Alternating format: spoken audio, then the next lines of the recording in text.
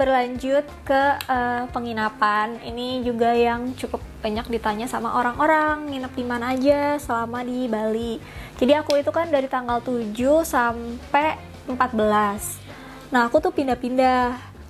Untuk 4 hari pertama, jadi 3 malam pertama, itu aku nginepnya di Natia Hotel Kuta. Aku taruh screenshotnya di sini juga. Itu aku dapat kayak sekitar 500-an untuk 3 malam. Gimana caranya nih bisa dapat kamar 500-an 3 malam? Ya kalian harus pinter-pinter cari promo di Traveloka. Yaudah, pokoknya bisa aku sampai bandara, aku nggak langsung check in, aku ke Starbucks dulu. Aku Starbucks Reserve dulu karena aku udah ngidam banget sama Dewata latte-nya. Ya udah, agak nggak penting ya. Habis itu baru kayak sorean gitu aku check-in kan. Surprisingly di sana itu mereka tidak menyediakan water kettle, nggak disediain juga sendal, terus nggak disediain juga kayak teh, kopi. Oh, terus mereka nggak sediain juga kayak sikat gigi sama pasta giginya, mereka nggak sediain. Katanya due to COVID-19, jadi mereka nggak sediain. Tapi kalau misalkan kayak kalian butuh water kettle itu bisa sewain per harinya 15.000 kalau di sana. Terus kalau buat experience aku sendiri, ya penilaian aku terhadap hotelnya, menurut aku kalau untuk kayak tidur doang sih, ya lumayan lah, ya cuman untuk istirahat doang gitu kan. Sebenarnya servisnya bagus banget. Jadi kalau misalkan kayak kalian butuh apa-apa juga ya kalian tinggal telepon dan bakal langsung dilayanin gitu. Cuman yang menurut aku kurang adalah sebenarnya pencahayaan di kamar sih, kayak terlalu redup banget, terlalu kuning, terlalu remang gitu. Aku personally kurang suka sama kamar yang terlalu remang gitu. Nah, jadi kemarin tuh sebenarnya aku agak kurang nyamannya di situ, dan mungkin sirkulasi udaranya juga ya. Aku kan kayak alergi sama debu, sama udara yang lembab, jadi itu amat sangat menjadi kesulitan buat aku selama nginep di sana. Tapi ya selebihnya oke, servisnya oke, terus kalau berenang ada, terus kalau misalkan kalian mau breakfast atau kayak mau pesan makan, itu juga harganya amat sangat terjangkau. Dan ya kalau untuk nilainya aku bisa kasih hotel ini kayak 7/10 mungkin. Nah, terus aku juga pasti bikin pertimbangan kenapa aku milihnya nginepnya di daerah Kuta gitu kan, karena di Kuta itu menurut aku cukup dekat kalau mau kemana-mana. Jadi misalkan kalian mau ke Jimbaran masih dekat, kalau nggak salah tuh kayak 10 kiloan gitu ya. Kalian mau ke daerah Seminyak juga masih terjangkau gitu loh, nggak terlalu jauh, jadi dia tuh lumayan di tengah. Terus saran aku selanjutnya, kalian juga sebelum nginep ya harus cari informasi itu. Kayak kemarin aku juga nggak nyangka gitu loh kalau ternyata mereka nggak nyediain water kettle dan kayak harus pesen gitu. Terus minuman kan biasanya kan kalau di hotel dikasih water bottle gitu kan, kasih minum, bisa refill atau gimana, tapi ini tuh enggak, minumannya tuh misalkan kalian ambil ya kalian harus bayar gitu. Terus menurut aku akan lebih mudah ya kalau misalkan kalian itu breakfastnya ya kalian udah siapin sendiri, maksudnya kalian udah belanja dulu sebelumnya. Kayak kalau aku kemarin belanja dulu, jadi pas nyampe aku kayak ke supermarket gitu, aku beli sereal, aku beli susu, aku beli roti, aku beli biskuit, aku beli cemilan-cemilan deh pokoknya buat kalau misalkan kalian lapar tengah malam juga, jadi kalian punya pertolongan gitu ya. Jadi kalau aku ya kemarin selama di sana aku sarapan pakai apa yang udah aku beli aja gitu. Terus hari kedua aku ke pantai, udah aku jadwalin kalau mau ke pantai. Aku ke Pantai Suluban sama aku ke Bingin. Tapi di Bingin aku nggak turun sampai bawah sih, cuman kayak di kafenya doang yang lucu. Jadi sebelum aku ke pantai, aku pasti makan siang dulu. Aku makan siang di warung Lawata, dan itu recommended banget sih kalau kalian ke Bali, kalian harus cobain. Dan menu yang harus kalian pesan dan cobain itu yang enak adalah buburnya. Terus dimsum, aku makan 2 itu kemarin, cobain itu enak banget. Terus lanjut, abis aku makan, aku langsung nyetir ke Suluban. Dan jalanannya itu kalau untuk ke Suluban itu masih lebih mudah gitu loh, nggak sempit, gampang sih, berkelok, cuman kayak masih bisa lah gitu loh. Terus juga untuk sampai kalian turun ke bawahnya juga B aja sih menurut aku, nggak terlalu panjang treknya. Kalian cuman Kalian bisa search aja lah di Google. Kalian cuma perlu turunin anak tangga sedikit, habis itu ya jalan sedikit, nanti ada tangga lagi kecil gitu, udah sampai. Terus saran aku kalau misalkan kalian traveling sendirian dan kalian mau berenang di pantai, kalian pasti harus tetap merhatiin barang bawaan kalian kan. Nah ya kalian berenangnya nggak bisa asal jauh-jauh gitu loh. Terus kalau aku kemarin kan pakai tas gym. Nah itu menurut aku agak salah sih pakai tas gym itu, karena pertama terlalu besar, jadi bawa sendirian sambil kalian jalan turun tangga tuh capek. Ini sih yang penting adalah aku sediain kayak gembok lock gitu. Mungkin terdengar lebay tapi penting gak sih? Maksudnya ya di dalam situ kan ada dompet kalian, ada HP kalian, barang-barang kalian harus dijaga kan. Nah terus udah abis aku dari Suluban, aku kayak mikir kan kemana ya abis ini, kayak pengen sunsetan, cari tempat makan yang seru gitu, yang bagus juga untuk ngeliat sunset. Ya udah akhirnya aku nyetir lagi berapa ratus meter doang ke Bingin. Di situ ada tempat parkirnya, aku parkir, terus udah jalan kaki ke Bingin itu bakal ngelewatin kayak gang yang kecil banget. Terus ya harus nurunin anak tangga lah, lumayan. Habis itu udah aku cuma nongkrong doang di, ada namanya kalau nggak salah Ombak Warung gitu yang warnanya putih-putih yang snapgramin ini. Udah habis itu aku balik, dan salahnya adalah aku turunnya pas udah gelap. Jadi ya aku harus balik lagi ngelewatin si gang yang kecil itu sendirian dan gelap. Nih kayak gini. Ini bener namanya My Life, My Adventure. Lah kira-kira situasinya ya. Aku harus jalan lagi ke parkiran, dan udah habis sampai parkiran aku nyetir pulang. Dan itu jujur hari itu capek banget. Nah itulah kesusahan kalau kalian solo trip. Jadi ya kalian bener-bener bertumpu sama badan kalian sendiri gitu. Terus next day-nya tanggal 9 aku cuman makan di Babi Guling Pemalen. Itu enak banget dan itu recommended juga buat kalian coba. Adanya di Sunset Road kalau nggak salah. Terus abis itu aku cuman ke Nook, adanya di Canggu. Dan di Nook itu enak banget suasananya, bener-bener apa ya, kayak ya kan sawah ya sekelilingnya, terus kayak pelayannya ramah-ramah. Dan aku di situ salah sih, aku nggak pesan makan, aku cuma pesan kayak smoothies sama air minum mineral biasa. Jadi buat yang sendirian dan mau me time, di Nook menurut aku enak banget tempatnya, top. Nah hari berikutnya tanggal 10 itu aku pindah ke Ubud. Kemarin kan 7 sampai 7, 8, 9 malam aku di Natya Kuta. Nah terus tanggal 10-nya siang aku nyetir ke Ubud. Itu jauh banget, ternyata kayak 36 km gitu kalau nggak salah, apa nyampe 40 ya, pokoknya lumayan jauh deh. Dan aku nginep di Aksari Resort.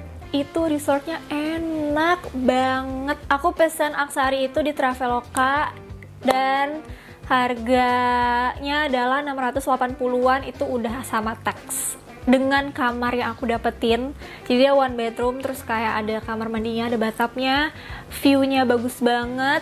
Itu worth it banget dengan harga 680-an. Pas sampai juga servisnya bagus banget, jadi mobil aku langsung diparkirin sama mas-mas yang ada di sana biar rapih.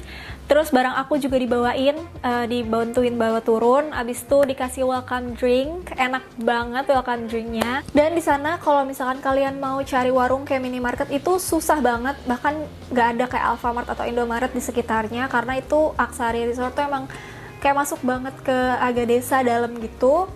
Kalaupun ada tuh warung, dan harus jalan kaki lumayan jauh. Terus ya udah selama di Ubud aku nggak kemana-mana, aku cuma nikmatin resortnya doang. Terus aku pesen makan malam di sana karena sekalian aku mau cobain makan malamnya.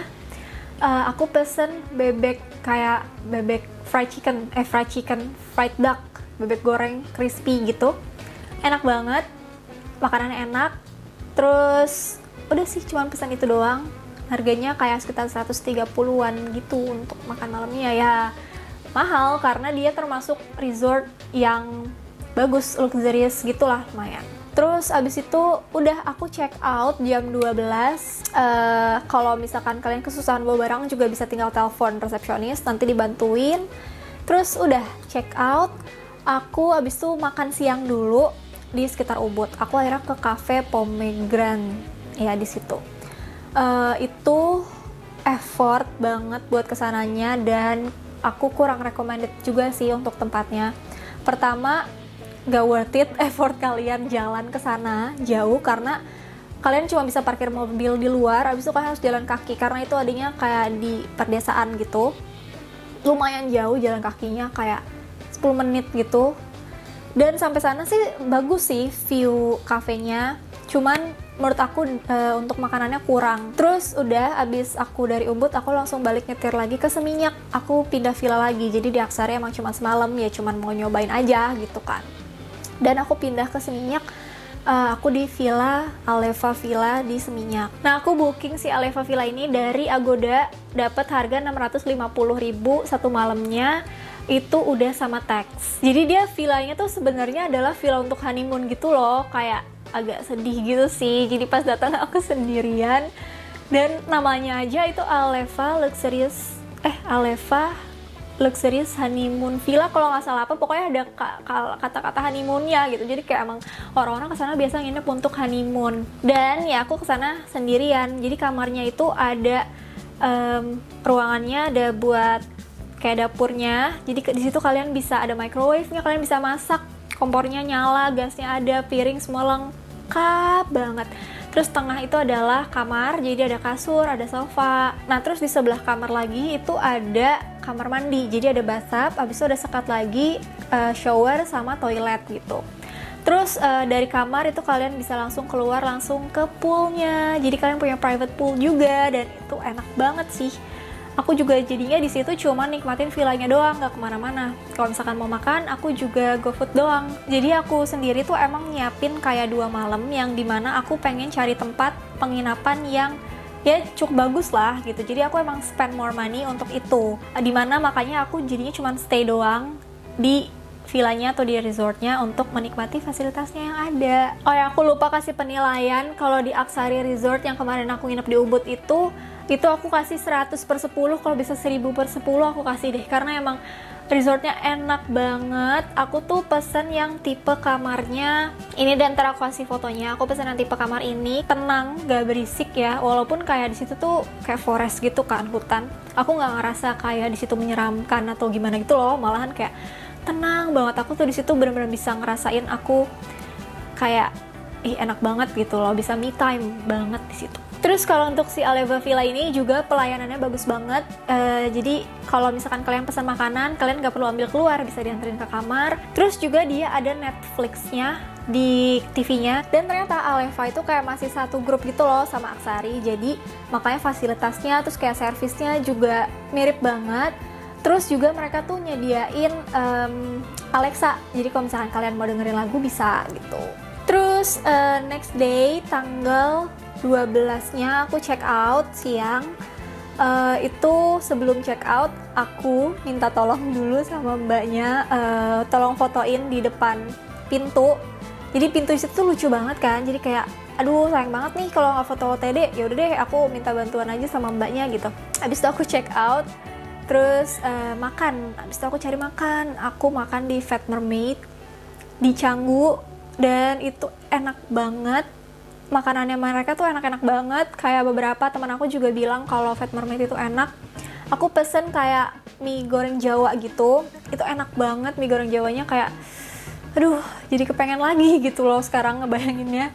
Dan harganya juga masih terjangkau menurut aku, di situ nggak overpriced. Oh ya, terus menurut aku juga ya kesulitannya kalian solo trip itu adalah kalau aku sendiri masih yang kayak suka mikir gitu, aduh gue pengen kesini tapi sendirian, kira-kira aneh nggak ya gitu. Kalau aku masih ada pemikiran kayak gitu.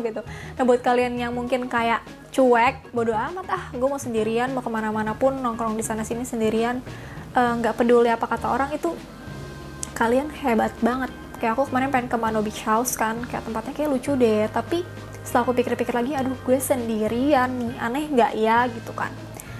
Dan akhirnya aku gak jadi, jadinya aku pilih makan di Fat Mermaid gitu. Terus habis aku ke Fat Mermaid, aku ke Kin Community atau Kain Community sih bacanya, ya pokoknya itu aku kesana.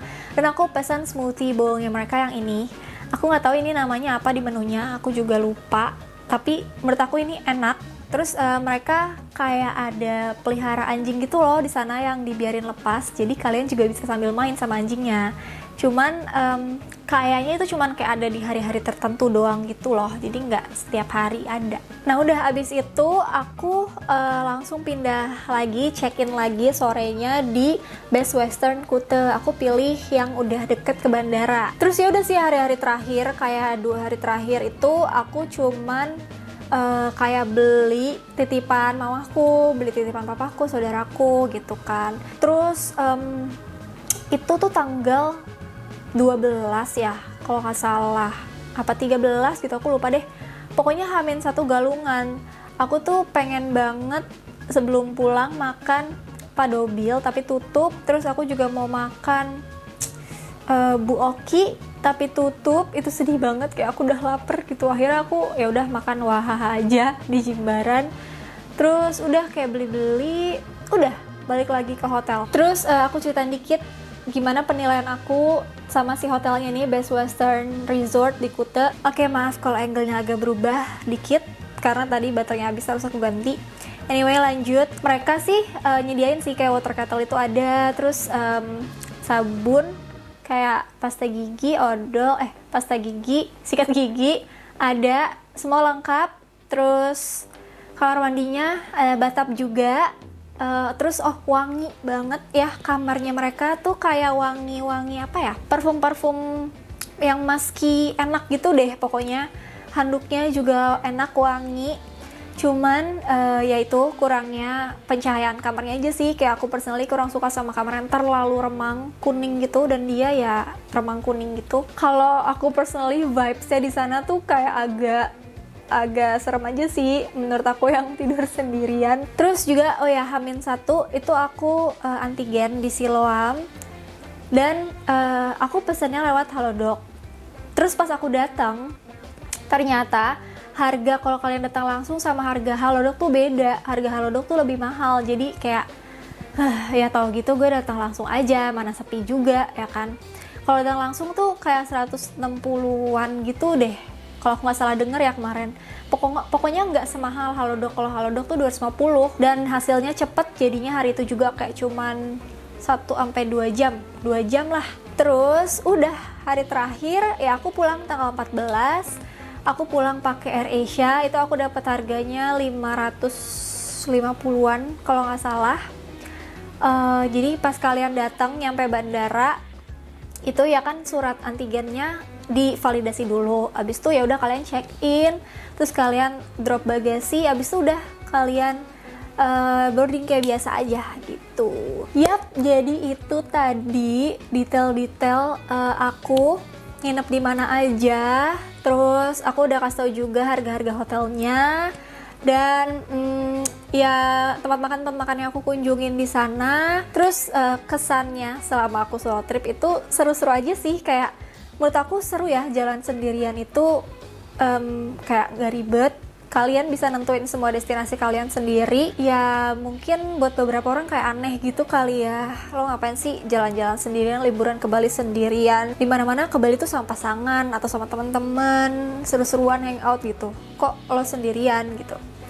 Ya aku personally senang-senang aja gitu kan, jadi why not. Jadi buat kalian yang mau solo trip juga boleh banget, worth to try, karena menurut aku perlu loh me time, waktu buat diri kita sendiri tuh perlu gitu. Dan kayak puji Tuhan banget, semua bener-bener semua selama aku pergi tuh lancar aja. Aku nggak, puji Tuhan banget, aku nggak ada yang aneh-aneh, nggak ada yang kayak orang jahat atau kayak aku dapat masalah apa selama di sana, aku sakit atau apa. Puji Tuhan banget, enggak. Semua tuh bener-bener lancar, sesuai sama ekspektasi aku pas pergi. Oke guys, so that's all for today's video. Mudah-mudahan penjelasan aku udah mencakup semua ya. Kalau misalkan masih ada yang kurang, kalian boleh tanya aja di kolom komen, dan aku akan jawab. Terus aku juga kasih ringkasannya di description box, jadi boleh dicek. And yup, so thank you so much for watching, and I'll see you guys on my next video.